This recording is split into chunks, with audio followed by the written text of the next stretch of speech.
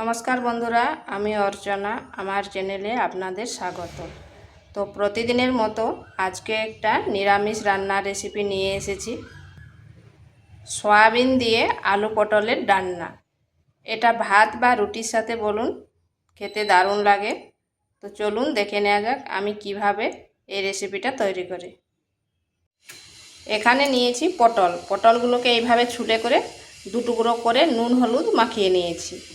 আর নিয়েছি আলুগুলোকেও এইভাবে ডুমো ডুমো করে কেটে নিয়েছি আর নুন হলুদ মাখিয়ে রেখে দিয়েছি, তাতে অনেকটাই নরম হয়ে যাবে। এখানে কড়াইতে তেল দিয়ে দিচ্ছি। আমি রান্নাটা সাদা তেলে করব, আপনারা চাইলে সরষের তেলও করতে পারেন। এরপর এখানে দিয়ে দিচ্ছি পটলগুলো।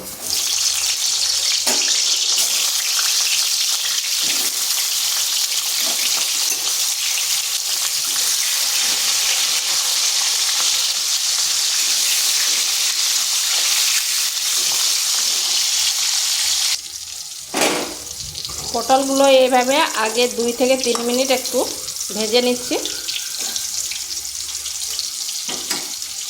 এরপর দিয়ে দিচ্ছি আলুগুলো।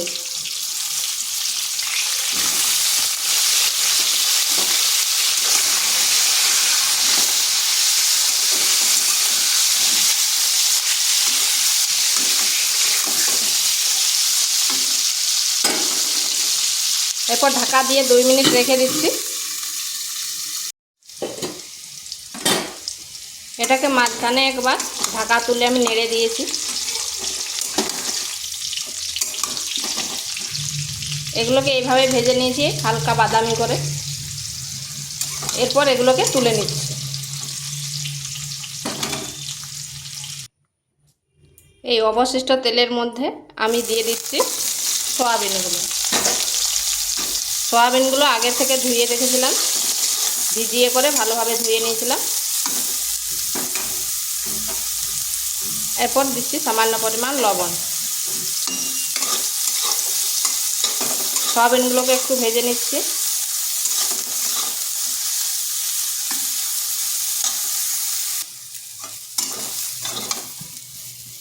সয়াবিনটাও এভাবে নেড়ে চেড়ে একটু লাল লাল করে ভেজে নিয়েছি।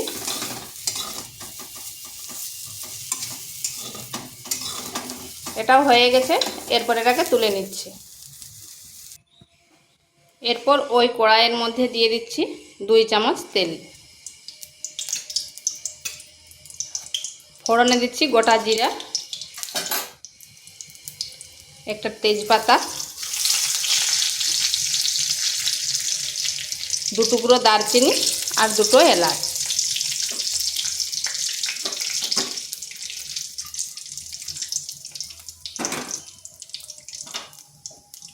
এরপর এখানে দিয়ে দিচ্ছি হলুদ গুঁড়ো। হলুদ গুঁড়োটা এই জন্য আগে দিলাম, এখানে দেব আদা বাটা। আর আদা বাটা দিলে তাহলে তার জল ছিটাবে না। যে কোনো রান্নায় যদি আগে হলুদ গুঁড়ো দিয়ে দাও তাহলে তেলটা কিন্তু ছিটাবে না।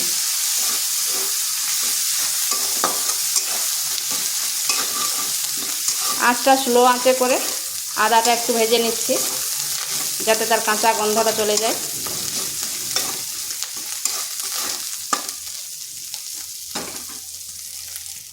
এরপর এখানে দিয়ে দিচ্ছি মশলাগুলো।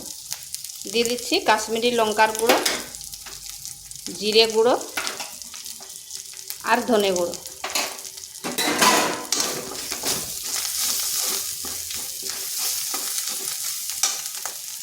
সামান্য একটু জল দিচ্ছি, যাতে মশলাটা না পুড়ে যায়।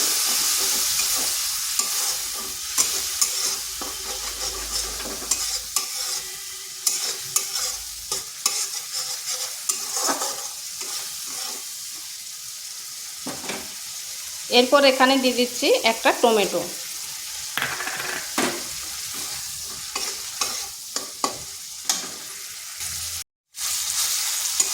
মশলাটা খুব ভালোভাবে কষে নিয়েছি আর দেখুন কড়াই থেকে তেল ছেড়ে যাচ্ছে। এরপর দিয়ে দিচ্ছি ভেজে রাখা পটল, আলু আর সয়াবিন। এটা ভালোভাবে মশলার সাথে কষিয়ে নিতে হবে।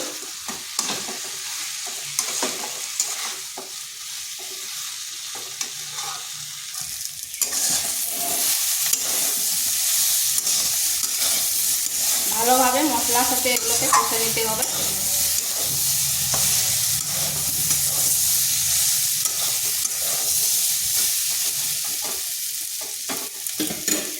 এরপর এখানে দিচ্ছি সামান্য চিনি আর দিচ্ছি সামান্য পরিমাণ লবণ।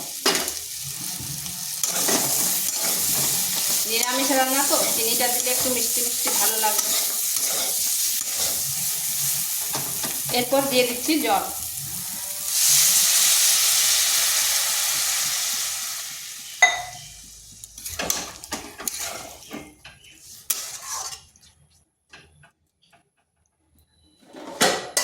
এরপর ঢাকা দিয়ে 3 থেকে 4 মিনিট রেখে দিচ্ছি মিডিয়াম আঁচে।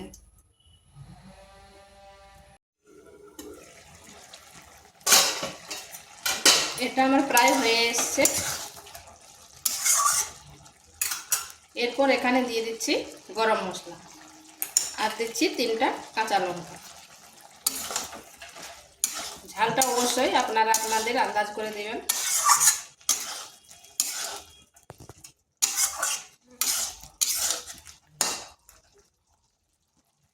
এরপর ঢাকা দিয়ে 1 থেকে 1.5 মিনিট রেখে দিচ্ছি, তাতে গরম মশলার গন্ধটা পুরো তরকারির মধ্যে হয়ে যাবে।